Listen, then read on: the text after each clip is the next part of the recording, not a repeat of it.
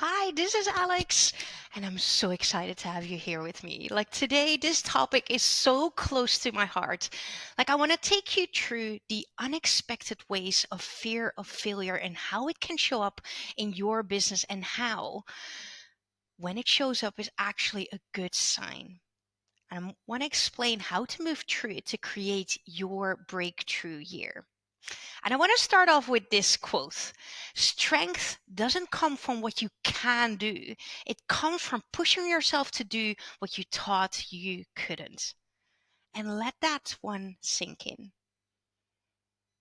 And what comes to mind here as well is you are so much stronger than you think you are,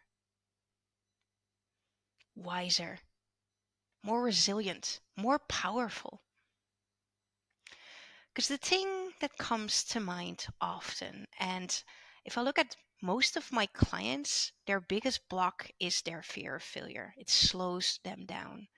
And fear of failure is very intertwined with imposter syndrome. Whenever you launch your new project, maybe you recognize it from starting your business and you question, do I have what it takes? But here's the thing: you always have what it takes if it comes to what your hearts desire. The question is, are you willing to give what it takes? Are you willing to do what it takes? So, fear of failure, it can mean a lot of different things. And sometimes it comes from a deeper wound that we get to heal, like a past failure, or a mom that kept saying, we always fail. Nothing works out for us. I had a client recently who, when we started to do the inner work and we dived in, she realized, like, wow, my mom got a divorce and it hit her really, really hard. And she felt like we were cursed. And on repeat, and this is always subconscious behavior. Like, obviously, our moms have never a bad intention when they're in survival mode. The same way our minds, the voices that we keep, talk to us. We may share that frustration out loud. We always fails, like nothing works out for us. So I want to start with a few misconceptions around fear of failure, and then I want to explain what it really is and why it actually is a good sign. So let's start with the common misconception where fear is seen as bad. Like, failure is bad. And if one thing you take out of today, I want you to shift your relationship with failure and really explore what failure means to you and if that really is serving you.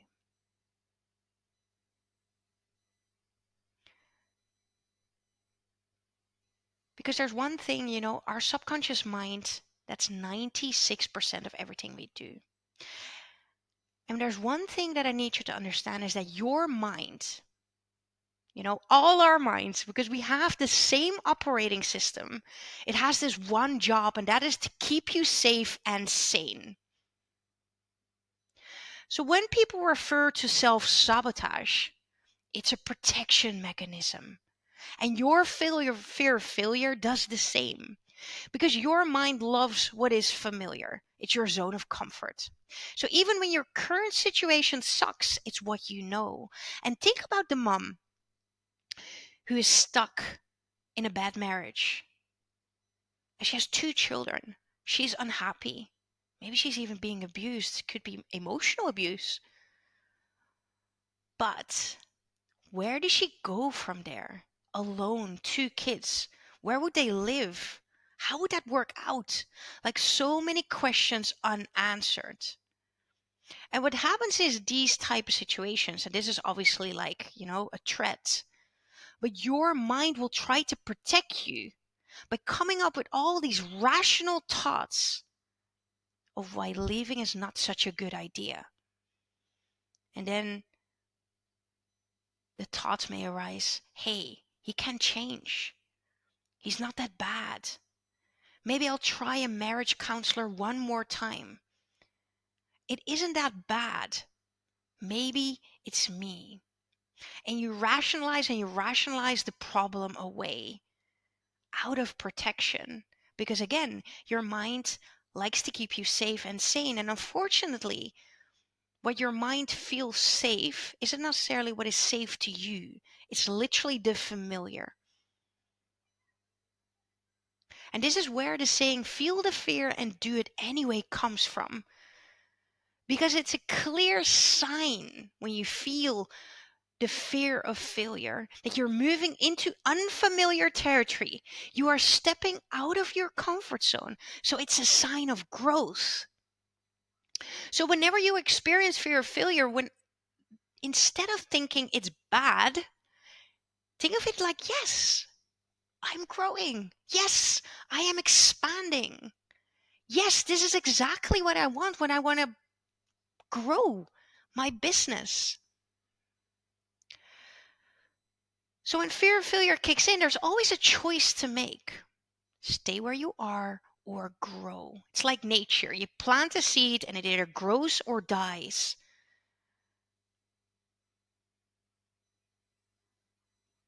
And that's why I also always say, follow the path of most resistance. Like I know that the law of attraction teaches follow the path of least resistance. And it is the least resistance when it comes to energy, excitement, the thing that pulls you. But it's the most resistance because there is fear of failure. There's our wounds, our stories stemming from childhood, the things that we have to work through in order to get there.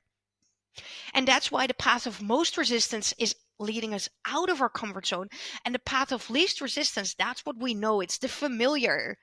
That's why it's easy. But the familiar, as we just learned, brings you back to what you know. You stay stuck in the zone of comfort. There's no growth to be found there. There's no magic to be found there. So the path of most resistance is the most magical and the quickest way to your success. Not the easiest, but the quickest. The most exciting one of all. So we now know fear of failure can show up as rational thoughts. And here are a few other ways. Inconsistency. You go all in and you have all these dreams and plans, and suddenly rational thought kicks in. Maybe you deserve some time out. Maybe it's okay to rest. And that being said, it takes, and this is working where working with a coach really kicks in, because it is the routine. It is when similar circumstances keep on presenting himself that every time when you're on the verge of breaking through, there's this excuse. Because obviously resting isn't bad. Taking time out isn't bad, but it becomes bad when you always keep doing it. When you're on the verge of breaking through to a new level, that's when it starts to be self-sabotage. And self-sabotage to me sounds very judgy and a bit negative. So that's why I reframe it to, my mind is trying to protect me again. How can I move through that? And I'm going to give you a few exercises at the end of this episode. But then procrastination. Suddenly you're busy, you don't have time, and you know that one thing that's so important and you really want to do and you're excited about it, but you can't get yourself to do it. And sometimes we feel like such an idiot. Like, what is wrong with me? I know what I want. I know what I have to do, but why do I keep procrastinating? I had this conversation with my sister the other day, and it wasn't a similar topic outside of business, but we were talking about that she finds it so difficult to share her emotions and share how she feels. And maybe that you resonate with that. And her partner was saying, like, just be honest to me. Like, I really appreciate this. And from a rational point of view, we know it. Like often we have the answers. We know what we ought to do. We know what we want to do, but it's almost like there's this invisible ceiling, a wall that is blocking us. And often because there's a wound, there's a subconscious belief, or maybe a trauma, could be small or big, that takes us back to our childhood. And in her case, whenever you feel subconsciously you've been believed to feel, and you took that on as truth, that your feelings, your emotions, however you were feeling at that time, wasn't taken seriously, your mind will do all it takes to protect you from being judged like that. And so you build a wall. So our body, our mind is always protecting. So procrastination, when that happens and occurs and time again, you can ask yourself, like, why is this trying to protect me from? Where in my life did this show up? Could be hiding, that you avoid important conversations, avoid agreements you made, and you don't follow up on them. And this is so human. Like we all move through this. I moved through this. Welcome to the human experience. And I'm not saying that to make it right, but more that whenever you judge yourself, like, what is wrong with me? To shift that kind of thinking to, how can I move through this? How can I heal this? How can I expand? How can I get myself to where I desire to go? Like those questions are far more empowering than constantly talking yourself down. If ever you wonder, how do you build confidence or how do you increase your self-worth? Well, this is literally contracting yourself, making yourself smaller, being your own worst enemy. So how can you start building yourself up? Like fear of failure, if you think of that protection mechanism, like our minds, our bodies, they haven't changed as much. They haven't, if you look at our evolution, it's still the same if you compare it to thousands of years ago. So it takes us back to when we were cage men. It's the very principle fight or flight mechanism. Imagine seeing a bear and you not feeling the terror that will enable you from running the fastest you ever ran. That's the fear of failure. And I remember this moment vividly. Like, I want to tell you a story which has been such a interesting learning experience for me. I was in Bali, and this was around 5 years ago. And on a sort of a whim, just based on inspiration, I felt a calling to get a new tattoo. But over a course of a week, so flying into Bali, I had no ideas, no thoughts of getting a new tattoo. And then suddenly I had all these ideas drop. It was a very pivotal moment in my life back then. And I just met my current fiance, not my current, like my fiance. I hope the last. But I remembered to create it. So within a couple of days, I had this tattoo. And because we were in Bali, like, language is a thing. Like everyone spoke English, but still. And then they positioned the tattoo on my underarm, or I don't know how you call it, but the place, and it's quite big. And they put it down with paper first, with pen, just for me to see how it was. And I was like, wow, it looks amazing. So I was really, I slept on it, but I slept on it for 2 days, right? It moved quite quickly. And I remember sitting myself on that chair when he was ready, and the idea of this is a lifetime. And just before he put that ink into my arm, my mind freaked out. I was like, what if he didn't understand me, because I was so strongly that I wanted it not to be dark, but I wanted to have shadows. Like, what if he doesn't understand? What if it doesn't work out? Like, what if it, and my mind was racing. And I remember thinking to myself, this is so interesting, because there was not a doubt in my mind. I felt so called to remember what I was going through at that time. And here my mind started to freak out. And I took that moment with me as a reminder, because still to this day, like, I am so incredibly happy with what it stands for, because at that time I started to expand my intuition, and it is a compass with a feather, and it really stands for following my own inner guidance. That journey started, around 5 years ago, 6 years ago, but then I noticed, like, wow, I get to follow my heart. And I've always been a very analytical, logic, rational thinker.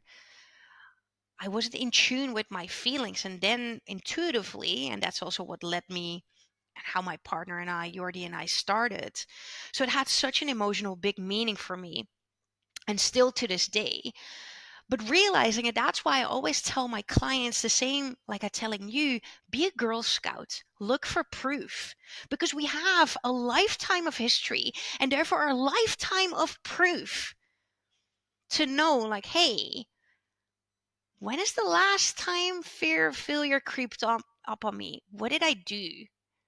And when you were able to move through it and you did the thing you feared most, how did it play it out? Because if it did work out, and honestly, let's be honest, it always works out. You wouldn't be here with me. And sure, we get to make bad choices, quote unquote. But were they really? Or have you been able to get something out of them? So for me, that experience was such a great learning experience to know, like, wow, okay, my mind was racing because it was trying to protect me. There was no truth in it. And this is sometimes where we think that our minds are voices in our head, that it's true. But we get to decide. You get to decide what is true for you. You can change the narrative. I had a similar experience when I just started this business, or actually when I was on a crossroads and I ended up not starting this business because I feared the hell out of it. And here I was, all the rational thought, like, I cannot be a coach because I want to be international and I want to take over the world. I want to be global. And I had all these rational reasons not to follow my heart. This was pre-Bali. Pre my personal development, pre following, my intuition, pre all the things. Still very much, I would almost say, taken hostage by all my wounds, by all my shadows. So I chose what to me felt the path of least resistance, and I was starting a web shop. Internationally, it ended up to be a jewelry brand. Sounds really cool, but I had nothing with jewelry. Well, in wearing them. But I'm not a creative, I'm not a designer. I'm a people person, and there was no people in that business. It was online behind a laptop. And I slowly died there. And again, it taught me how fear of failure can come up and the price you pay when you take the easy road. So the next sort of misconception, around also manifesting, is where a lot of people say don't focus on the fear. Because it may become a self-fulfilling prophecy. And there's some truth to focus on what you want. Like, that's what I teach as well when it comes to manifesting. But you have to understand that your conscious thinking is only 5% of what you do. 95% is driven by your subconscious. So it's not about positive thinking. And actually, when you avoid what is coming up for you, when you avoid the fear, all you do is you be in denial. So here's another story for you to sort of bring this home. When I just started this business, and that is around 2 years ago, I felt I was already quite an expert on manifesting. So now I was right, you know what? Everything now is going to be easy. I'm going to have the wind in my back. because I'm following and stepping into my purpose. I, manifested my first six-figure year. I manifested great love. I manifested our amazing home that absolutely was making the impossible possible. So I'd invested so much that I thought I understood how it worked. So I wanted to run a masterclass. And I was like, okay, be clear about what you want. And I want 20 people in. And 20 people, I was like, okay, focus on the positive. I want 20 people in, 20 people in. That was all I was focusing on. One person showed up. You could say it was a total failure. The problem wasn't that I was focusing on the fearing. Like I said, I was in complete denial. And it took me up until recently, a couple of months ago, to realize, to do more research. And I always I want to understand why. Why didn't my manifestation come to fruition? Like, what was there? And I realized this: you don't manifest what you think about with your thoughts, you manifest who you are. It's your entire frequency. And let me tell you who I was back then. I was a newbie entrepreneur with a fear of failing. I wrote my sales page to my best capabilities, but I had no notion of what would convert. I didn't know who I was talking to. Like, I was talking to everyone, and anyone. So no one felt I was speaking to them. I wasn't solving a clear problem, and I had no idea how online marketing worked, how messaging worked.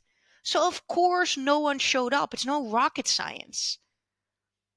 But here's the thing. You cannot fail. When you manifest, there are only two potential outcomes. You get exactly what you want. That's door number one. When you're absolutely aligned, when you 100% believe it's yours, or you get what you need. It's the up level required, because that's how you build resilience and strength. You win or you learn. So sure, I was disappointed. I felt like a complete failure. Like, boo-hoo, what is wrong with me? Our minds work the same. And I didn't understand, but now it's clear as day. You manifest who you are, and who you are, that is your entire frequency. Your wounds, your traumas, your conditioning, your skills, your behavior, your habits, like everything that makes you you. So on what frequency are you operating? How are you feeling day to day? Is your default? Is that joy? Is that gratitude? Is that passion? Is that motivation? Is that feeling so super excited and tapped in and connected with yourself? Or is your default overwhelm and stress because you need to hold on control, because you push and force and work 14-hour days and feel frustrated because you're not seeing the result in your business? And this is law of attraction 101. Like attracts like energy. When you rush, all you get is something that matches your rush. When you feel stressed, all you get is more stress. So something's gotta give. And that starts with a choice. How do I desire to feel?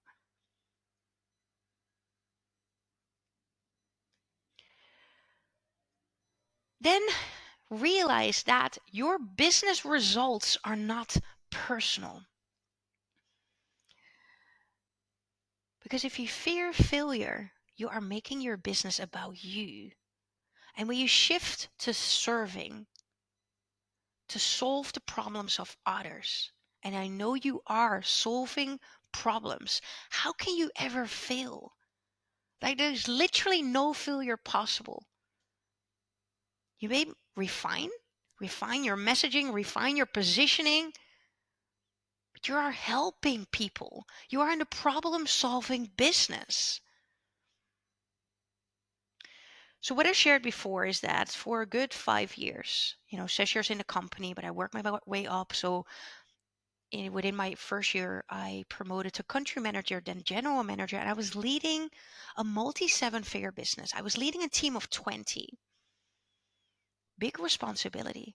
And it's been so interesting because when we as a business had a setback or when shit hit the fan, the thing I didn't do is take it personal. Like my worth was in no way attached to our revenue. But when I started my first business, I was so emotionally evolved. I took everything extremely personal. So, what is the difference? Apart from one was my business and the other was an employee. But when I worked as an employee, that was a business too. It operated the same foundations or fundamentals. So the only thing that changed was my perspective because I made it about me. So where are you making your business about you? Where are you taking your results so personal that you question, what is wrong with me? Maybe I don't have what it takes. Maybe I dream too big. What if I fail? What if I can't make it work? What will other people think of me? And so our minds try to protect us, to play safe.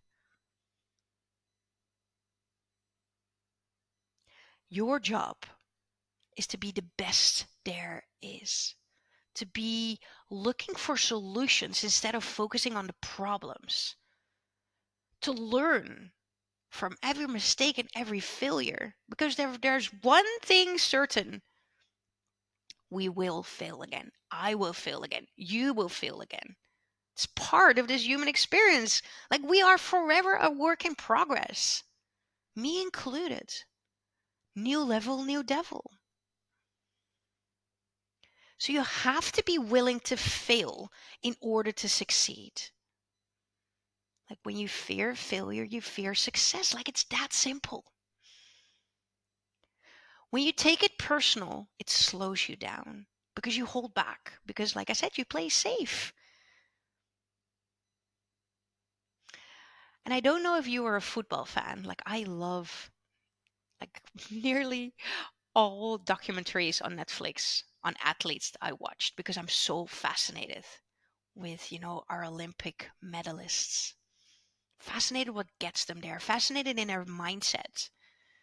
And I don't know if you're a football fan, but if you look at football, there's a team of 11 players on the field. The team is bigger if you look at, the reserves.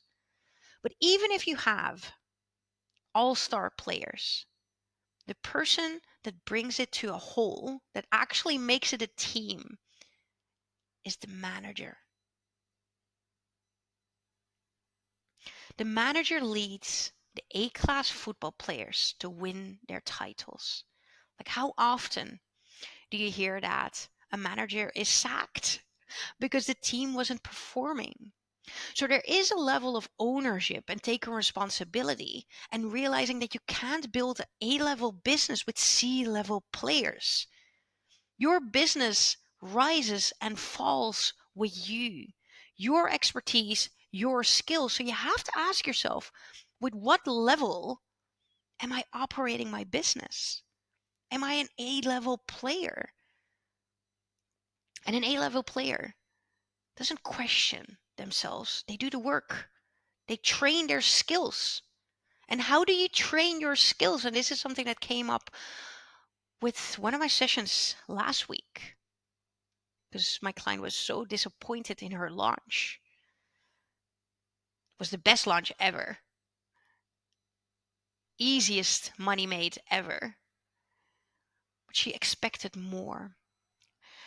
And I told her this, what I'm telling you now. When you were younger, how did you learn to ride a bike? You fell and you got back up. And in her case, she was doing launches every 3 months. And I told her, imagine if you fell off the bike and you put the bike away for 3 months, like how fast do you learn? So you learn in repetition. Doesn't matter who you look at, whoever is successful, could be an athlete, could be a business owner. Let's look at Michael Jordan. How did he become so damn good? Practice, training, every day, hours and hours and hours. So it's not about the results. So if you're very result driven, stop focusing on the end game. Then you're far too late. Focus on the process. Focus on the moving pieces. Focus on the different tasks that will lead you to your result. That's how you get your result to be inevitable.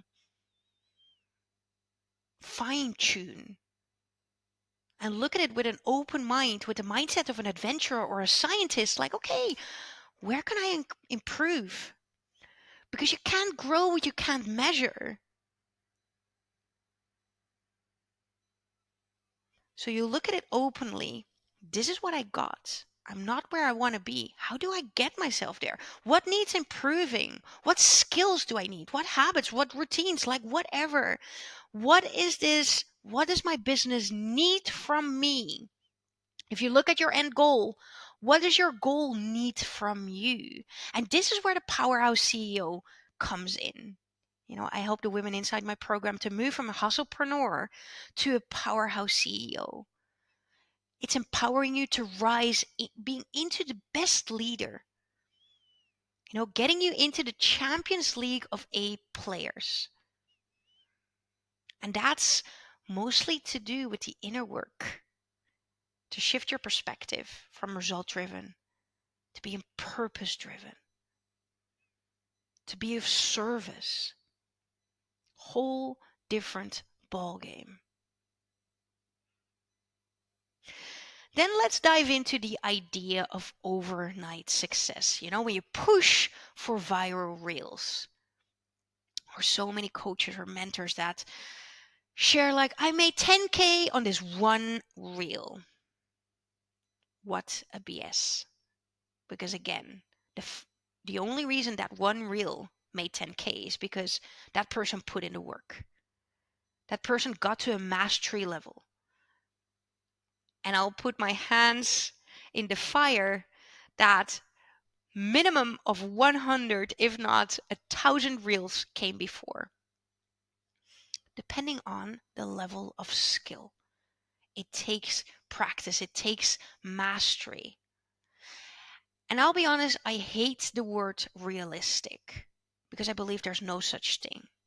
I love making the impossible possible.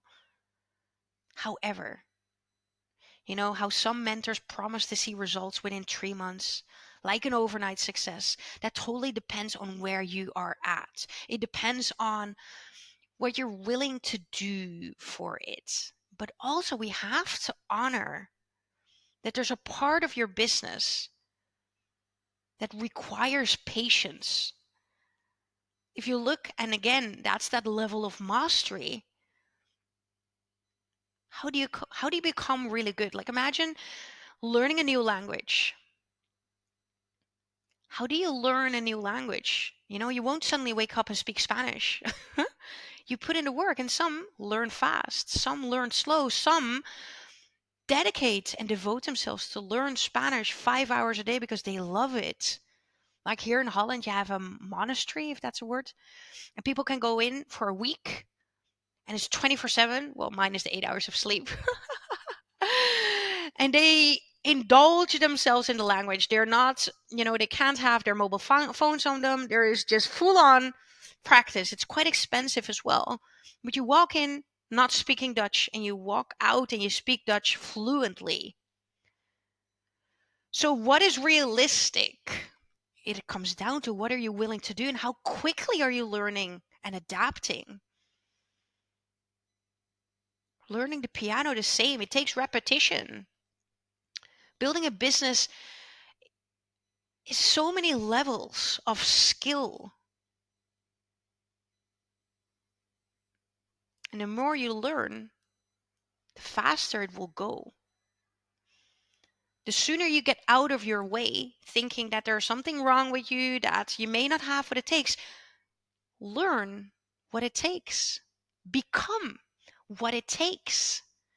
Move out of the victim mentality to be the hero of your own story. And that's only you who can get yourself there. That's a choice.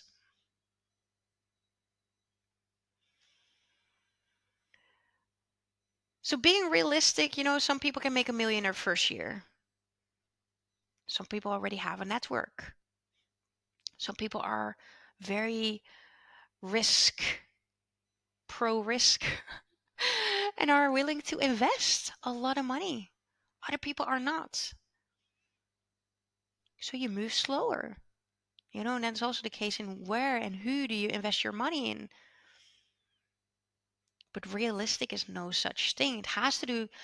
Comes back to, what do you want? What is your time frame? And what if you removed the hurry and you started to enjoy the process?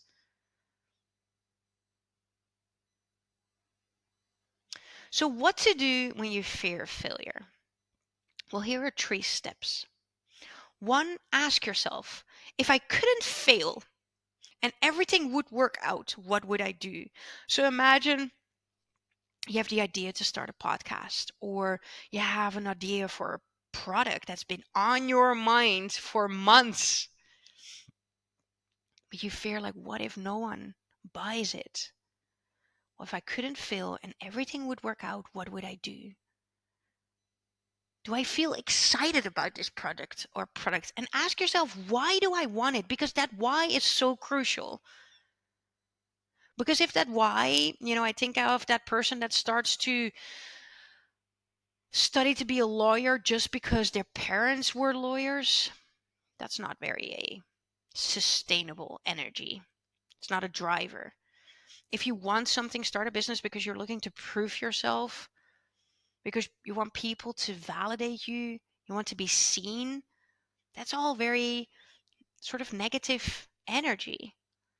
Like if your why is like, I feel passionate, I want to make impact, I want to serve this person, this type of person, feel so excited and so driven, I cannot stop talking about it. Whole different energy. Like, energy is everything. Then 2, ask yourself, when you imagine it being a success, what are all the steps you have had to take to get you there? And how can you avoid failure from happening? Like, this is so important. Don't ignore the potential for failure, but avoid it. If I look at my business, I've spent like 6 months, like a couple of months creating a new product. And then only when I brought it to life, I heard crickets. So how could I have avoided that failure? By beta test it, by bring it out in the open way sooner, by to actually listen to my ideal client and to ask them, what do you want? And not to serve them with something they do not want. Listening, do a survey, get clear on who it is you serve, and eliminate. How could this be a failure? Okay, what are things that I can do to avoid that? And then 3, how would you feel if you wouldn't launch or you wouldn't take this step? Like, who do you desire to be? Who finds true, where we create a future self? Your future self who already is living your desired reality. What would she do? What did she do to get her there? And keep that in mind, because that's your true north. I always say, start with the end in mind. Become crystal clear about what you want. What is your goal? How do you desire your life to look like? You are the creator. So get yourself in that creator seat and create a life that feels so freaking excited. To create a life beyond your wildest dreams. So here are a few journal prompts to help you move through your fear of failure. Like, write down what failure means to you. Like, where have you failed before? And what did you learn from it? And what are all the events that have made you who you are today? And if you would if you would think away the bad stuff, who would be left? And take your time to just sit down and answer these questions truthfully and change your relationship with failure, because there is no such thing. I've learned that my secret potion is when I fear my choices so much that it nearly gets me to puke, but at the same time, I feel so excited. That's how I invest in myself, in my programs. Because in the past, whenever I felt like it was a no brainer, it usually didn't help me grow as much or didn't help me grow at all because it just landed me back to where I already was. So that is why, fearing failure is such a good sign, and you can use it as a compass. What direction do I fear most? And why is that? What treasure is hidden there? What magical path? Thank you so much for being here with me. Like, if this episode was valuable to you, share it. Share it with someone who could take value from this as well. Because together we rise. And if you'd like to tag me or share this online, I'd love to see your key takeaways. I'd love to see where you listen to this and connect with you. Thank you so much, and I wish you an amazing day.